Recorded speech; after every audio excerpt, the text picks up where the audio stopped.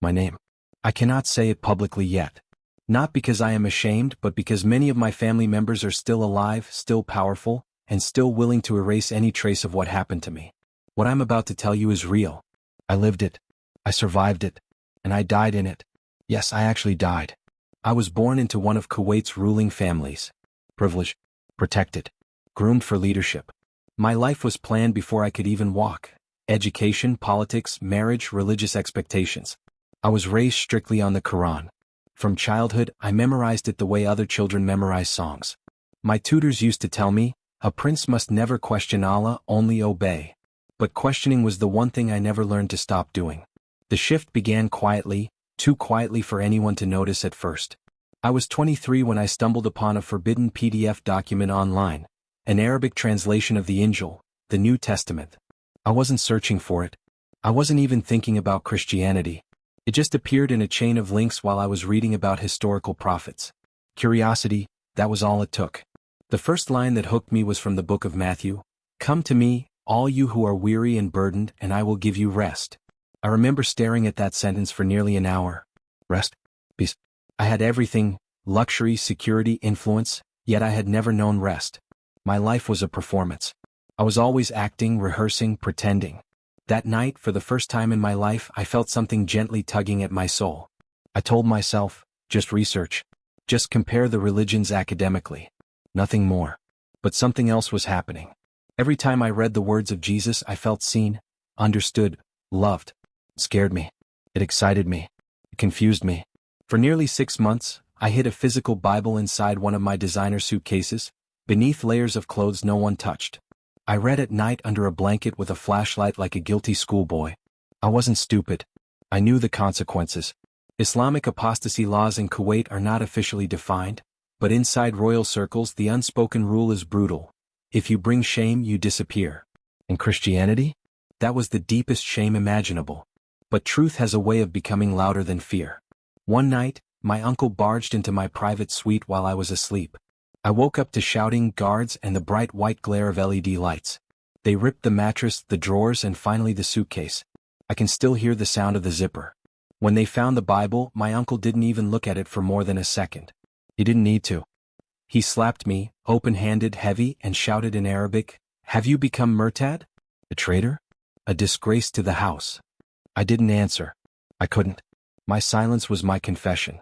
They dragged me to a private family court, one reserved for royals who lose their way. No journalists, no cameras. Only relatives, religious advisors, and men who had already decided my fate. I wasn't given a lawyer. Only the Quran placed in front of me. Choose, one of the sheiks said. Swear your loyalty to Islam publicly, or face execution. I looked at the Quran, then at the men who once called me nephew, prince, future leader. Then I thought of Jesus, gentle, steady, loving. And I felt something rise inside me that was stronger than fear. I said quietly, I cannot deny him. The room erupted. Fists slammed tables. My older cousin screamed that I had been brainwashed. One of the sheiks shouted for immediate punishment. They sentenced me to death by immolation, burning.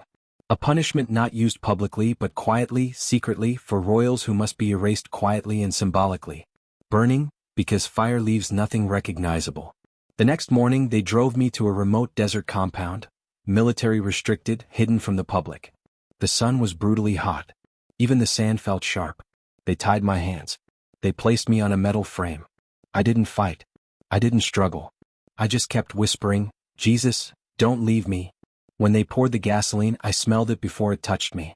The fumes made my eyes water. My throat tightened. For the first time, fear hit me hard and real. I thought, this is it. I'm about to feel my skin melt. One of my uncles looked at me and said, you chose this. If your Jesus is real, let him save you. They stepped back. A guard lit the torch. I saw the flame before the pain. But the pain never came. Not even for a second. The fire rushed toward me, and then everything went silent. Completely silent. As if someone turned off the world. The sand, the guards, the flames, everything faded like smoke. And then, I was standing. Not tied. Not burning. Not afraid. I was in a place that felt more real than earth. Bright, warm, alive. The air itself felt like love. And in front of me was a light. Not blinding but welcoming. And from within the light, I knew someone was there. I knew him. Jesus. And with a voice that felt like truth itself, he said, Prince, I have been with you from the beginning. When Jesus spoke those words, I have been with you from the beginning, every part of me broke. Not in a painful way, but like something heavy inside me finally shattered and fell away. For the first time in my life, I felt safe. I wasn't in the desert anymore. The fire, the ropes, the soldiers, gone. Instead, I stood in a place filled with a light that had color but no color, sound but no sound. It was alive. Everything pulsed gently like a heartbeat. When I looked down, I realized my clothes were no longer the desert garments I had been forced into. I wasn't burned. I wasn't tied. I felt lighter than air, like I had just stepped out of a long, suffocating prison cell. Jesus walked toward me. I couldn't see his full face, only its outline glowing through the radiance, but I could feel his expression. His strength, authority, love deeper than the ocean. I fell to my knees instantly. Stand, he said, not with command but with care. A prince kneels only in humility, not fear. When he touched my shoulder, it felt like liquid electricity, warm, soft, and powerful. Every fear, every trauma, every scar of my childhood and my upbringing washed out of me like dirty water. Lord, I whispered, did I die? He didn't answer immediately. Instead, he turned and suddenly the space around us shifted. It was as if the world itself opened like a curtain being pulled aside. A massive panoramic view appeared before me, like a stadium-sized screen made of living light. And I saw my body on the ground in the desert. My charred clothes. Soldiers staring in shock. My uncle backing away terrified. But my body wasn't burned. Not even a little. The ropes had fallen off. The fire glass pooled around me like it refused to touch me. One of the guards even reached out and touched my arm to confirm. Their eyes were wide. Some backed away.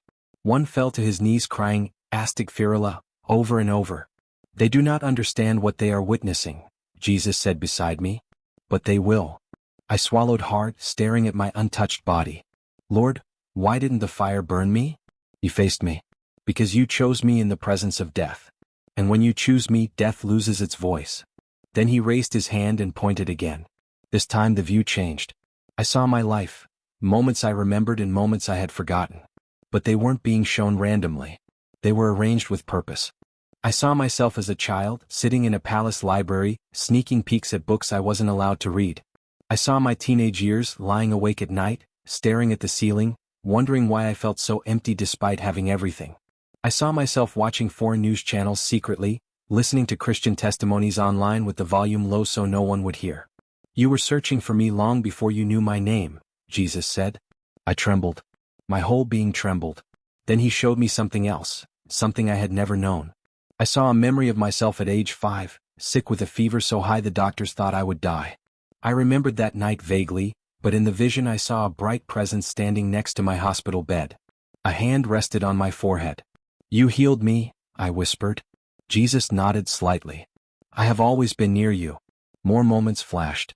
Times I nearly got into dangerous accidents but somehow didn't. Times I felt a strange peace during family conflicts. Times I dreamed of a man in white without understanding why. Then he turned the vision to the day they found my Bible. I watched my uncle shouting. The guards tearing through my room. The fear in my chest. The seconds when I realized my life was over. But Jesus said, no one can end a life I have written. Then he showed me the moment I whispered, I cannot deny him. The room went silent. The angels around Jesus bowed their heads reverently as if honoring that moment. Your confession reached heaven instantly, Jesus said. Before the guards touched you. Before the court condemned you. Before the fire was lit. I choked on my breath. You saw me? I asked. I saw you, he replied. And I was with you in the flames. I broke down crying again. I couldn't stop. Every emotion I had stuffed down for years burst out like a dam breaking. Then Jesus gently lifted my chin. But your journey is not finished. The light around us dimmed slightly, and suddenly I felt myself being pulled, not painfully but with purpose, into another vision. This time I saw the earth. Not my life, not my past, the world. I saw people from every nation crying out, searching for God. I saw persecuted Christians hiding in basements with torn pages of Bibles. I saw Muslims secretly watching testimonies. I saw atheists whispering questions in the dark. I saw children praying in countries where prayer was banned. Many are searching, Jesus said. But few speak. He looked at me with a seriousness I cannot describe. You will speak. My heart pounded. Lord, how? I can't go back. They'll kill me. Jesus took a step closer and the light around him grew brighter. They tried. But they cannot touch the purpose I have given you. Then he placed his hand over my chest. A burning sensation shot through me, but not painful. More like fire made of love filling every part of me. You will go back, he said. And you will not fear them. Go back where? I asked, voice shaking. To my body? To Kuwait? To my family? He didn't answer with words. Instead, the scene around me began to collapse, slowly at first, then faster. The ground beneath my feet dissolved. The light folded in on itself like a vortex. I felt my spirit descending, being pulled back into something heavy, something painful, something earthly. No, I shouted. Lord, please stay with me. And then, I opened my eyes. I was lying on desert sand, alive, breathing, and surrounded by men staring at me like I had risen from the dead. When my eyes opened on the desert sand, the heat hit me like a wave, but the strangest thing was that I felt alive. More alive than I ever had in my entire life. My chest rose and fell with breath. My heart beat strongly. My skin, untouched. Not a single burn. Not even the smell of smoke. The soldiers stood around me frozen, like statues carved out of fear. No one moved. No one spoke. Even the wind felt like it was holding its breath. One guard, the youngest among them, was the first to break the silence. His lips trembled violently as he whispered, "This is impossible." Another guard dropped to his knees, whispering verses from the Quran in disbelief. One of the older soldiers crossed himself, thinking I was some kind of spirit. But the one who reacted the strongest was my uncle. He stumbled backward, eyes wide, mouth open, as if he were staring at a ghost. No, and no, he shouted. He was dead. I saw the fire. I saw it touch him. He rushed toward me and grabbed my face, examining my skin with shaking hands. His fingers trembled as he searched for burns that weren't there. "This cannot be," he muttered. "You were supposed to die. You were supposed to be gone. The shame, how did you?" Then he stepped back, fear growing in his eyes, fear I had never seen in him before. "What are you?" he whispered. I pushed myself to my feet. My legs were weak, but something else held me up, a strength that wasn't mine. I looked him straight in the eyes. "I am not what I was before," I said quietly. "Jesus saved me." Every soldier took several steps back. Some gasped. One covered his face. Another whispered, "We burned him, and the fire did not touch him." My uncle turned to the guards and barked, "Do not speak of this. Do not tell anyone what you saw. He is not to leave this compound." But as he spoke, a strong wind suddenly blew across the desert, violent, loud, swirling around me like a shield. Sand lifted in spirals. The guards held their faces. My uncle staggered backward.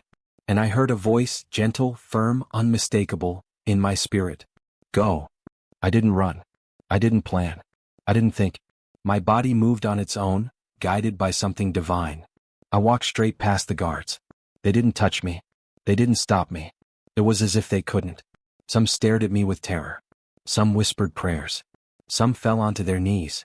One guard, the youngest, whispered, "If this is the Jesus Christians speak of, then he is more powerful than we were taught." I kept walking.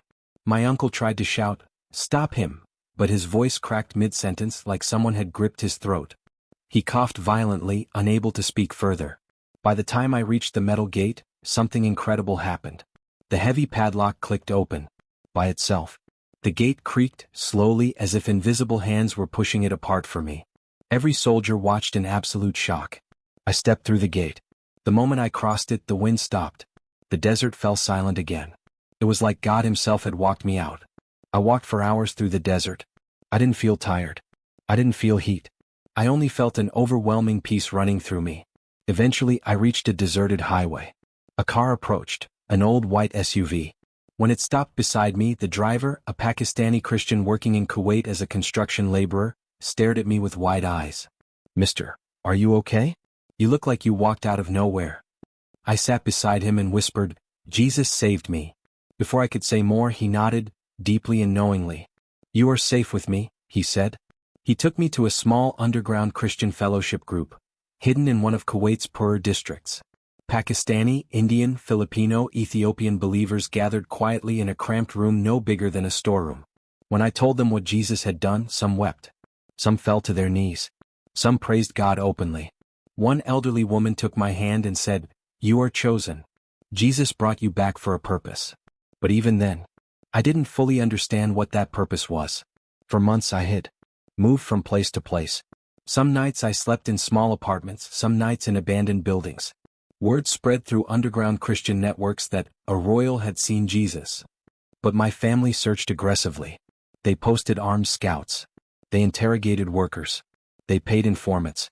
My uncle announced privately, "He must be found, dead or alive." But every time danger got close, Jesus made a way. One night, when soldiers searched the street I was hiding in, a dog barked madly in another direction, luring them away. Another time, when I was about to be recognized, a sudden power blackout swept the entire district, covering me in darkness until I escaped. I knew Jesus wasn't just saving me, that he was leading me. After 7 months of hiding, the opportunity finally came. A Christian driver connected me to a humanitarian worker who smuggled persecuted believers. They arranged for me to cross into a neighboring region safely. And for the first time, I left Kuwait. I didn't look back. I didn't cry. I didn't fear. I only whispered, "Lord, I'm yours." Today I live quietly. I cannot reveal my name, not yet. Too many will die if I do. I cannot show my face, but I can speak. And this is why I'm sharing my story. Jesus Christ is alive. He saves. He protects. He loves. And no fire, no sword, no power, no kingdom on earth can stop him. I died for choosing him. And he brought me back. Not to hide, but to tell the world that he is real. And as he told me in that light, "Your life is mine now. Speak and I will give your words power." So I speak, unashamed, unafraid, unbroken. A prince of Kuwait, saved by the king above all kings.